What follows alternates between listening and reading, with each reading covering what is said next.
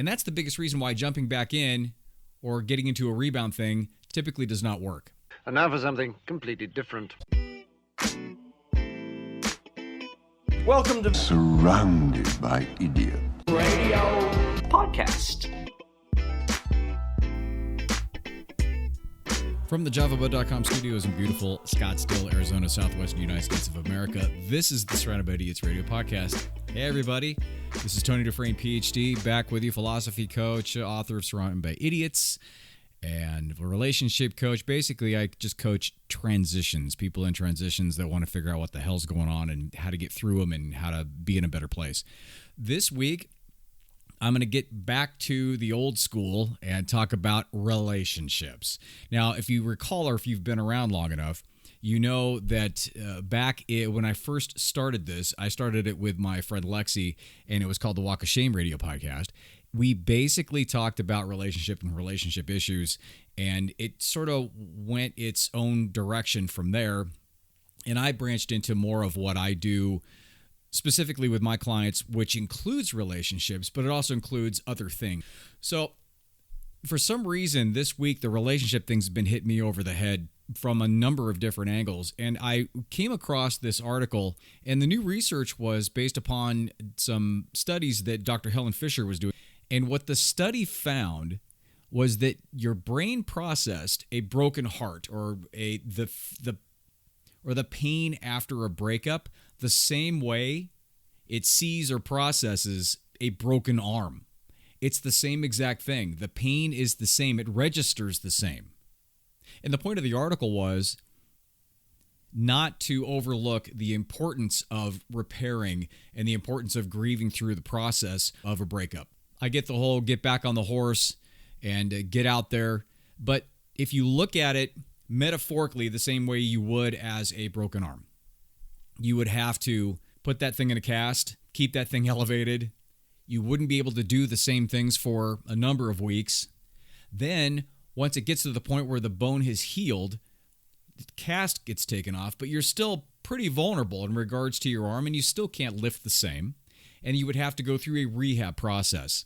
And if you look at that in regards to a broken heart after a breakup, and that's the biggest reason why jumping back in or getting into a rebound thing typically does not work. And so what I was going to do is take that article and talk about relationships and how it is in terms of the physical is the same thing as the mental, emotional feeling in your brain. And you got to repair just all I just said. And I was going to, usually what I do is I like to go in and think about a particular story or at least talk about a philosophical concept or how philosophy can help you get through a breakup or get through heartache. And sadly, philosophy does a terrible job on love and on heartbreak. Because if you look back at what the philosophers thought about love, they thought about love. It wasn't being in it and it wasn't dealing with it. It was about describing what it is from a philosophy standpoint and what it means. And that's just hot garbage as far as I'm concerned, especially when you're sitting there and your chick just ghosts you out of nowhere after being together for a couple of years, or the guy that you thought was going to be Mr. Right, you end up finding him on Tinder. That's why I'm not going to get into a big philosophical discussion on what the right way to go about it is, because there really isn't from a philosophy standpoint. This is all about being in the weeds and about learning how to cope. And it's about awareness and it's about understanding of who you are and your value remains. And the fact that that one particular situation doesn't mean anything. And this brings me to a little parable. So it starts off and there's a guy named Mulya. And he was talking with a friend about his love life. And he said, you know what? I thought I found the perfect woman. He said she was beautiful. She had the most pleasing features a man can imagine.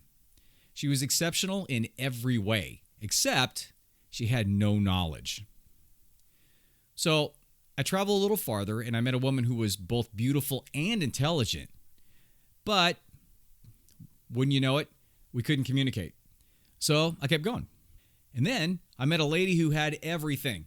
Perfect mind, perfect intelligence, great beauty, all the features I was looking for. But, and his friend interrupted him and said, well, what happened? Why didn't you marry her once? And he goes, as luck would have it, She was looking for the perfect man.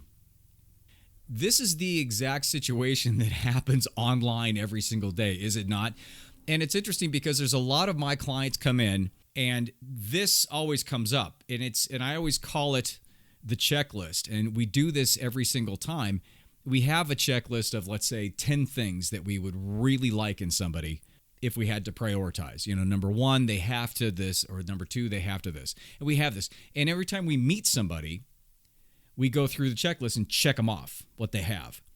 And it used to be, before online stuff, you typically didn't have as many options. And so what you would do is, if you hadn't been in a relationship for a while, you would go out and you always have your checklist in your head, and you'd meet somebody, you'd go out on a couple dates with them, and they may check off 5 or 6 of the boxes. Because there hasn't been anybody else for a little bit, or because there hasn't been anybody else that's at least checked off 2 boxes, then you start a relationship with that person. Now we get into something that I've talked about before called the paradox of choice, which means the more choices you have, the harder it is to make a decision. And in this case, in regards to the dating, you're going to have your checklist in your head, and you're going to go through, and maybe because the effectiveness of the marketing, you're out there and maybe you'll get somebody with a 7. You'll say that's great, but then in your mind, because of the efficiency of the online dating and the fact that you can get to more people, you're going to go, you know what? I could probably find somebody with an 8. And then so you'll go out with a 7 and you'll click and it'll be great, but there'll be that one thing because you're greedy, because you're a human being that you really want. And so you won't totally dive into and create a level of depth in regards to wanting to work with that 7. You'll tend to keep yourself a little more distant and keep swiping. And in the meantime, the 7's going, well, I thought we had a pretty good level of communication. I thought we had a real good energy between us and we could do something with that. And you're like, yeah. So let's, go out to it. And so you always keep it to where you don't buy into it. You don't become vulnerable to the point where it exposes you and you guys can go to that next level. And I've seen this with guys and girls. It's not a one or the other. And what happens is that you might get the 8, but then when you get the 8, then that won't be enough and you'll go for the 9. This is kind of how it goes. And this all brings me back to this funny word that I heard a while back. And the word is called fungible. Fungible is to be replaced by another relevantly similar object without any loss in value. So if I had 2 $5 bills and I gave you 2 $5 bills and you gave me a 10, that would be fungible. It's a like for like. This word comes up a lot with therapists or with even philosophers in regards to relationships and how you would go from one person to the other and how they can be replaced. And this is where philosophy takes a big dump because they look at it so linearly in regards to an either or.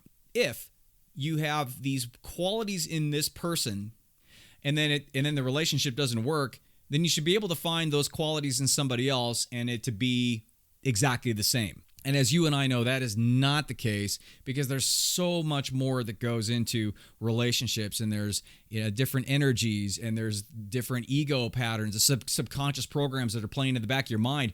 So with the fungible thing and with that, the talk about perfection and the checking off things on the list of the relationship, and the fact that that you have to treat a breakup like you would treat a broken arm, all that meshes into the reasons why I want to talk about all of this week. This seems like a lot of energy that goes into being with somebody. And it is. But the key is to understand that looking for somebody, being in a relationship, getting out of a relationship, whether you were the breakee or the breaker, that's the ebb and the flow that's necessary for everything to work. If you don't just surrender to this process, which most people don't, and that's why I wanted to talk about it this week, it's going to totally jack up your whole system. It's going to take you off balance, and it's not going to allow you to continue on your own journey, get sidetracked into either eating a gallon of ice cream and watching Pretty Woman, or going on a 5-day bender or not talking to your friends anymore because you're so up in this other person. It takes you off of balance. So the call to action is, if you are in a relationship that's good, that's bad, if you just got out of a relationship, if you're looking for one, or if you have not been in a serious relationship before, the message is the same for everybody. Focus on your stuff. Do not enmesh in the other person too much to where you're not following your own path at the same time. If you're with the right person, they're going to allow you the space and the time to do your thing. If you just got dumped, don't let it take you off your own message. Continue to work on your things. Realize that relationships are ebb and flow. Don't worry about fungible. Be kind to yourself in your healing process and stop looking for the perfect man or woman. That's my all-encompassing relationship talk today. If you have anything else that you would like to add to this, it's tony@javabud.com, JAVABUD. You can find me with Alexa Flash Briefings. If you go to your Alexa account and look up skills, go to Flash Briefings. It's the Surrounded by Idiots radio podcast, Flash Briefings. You can buy the book on Amazon, Surrounded by Idiots. Be good to yourself. Be good to each other. I'll talk to you soon. I'm too tired to pretend I don't want to be alone. I'm calling all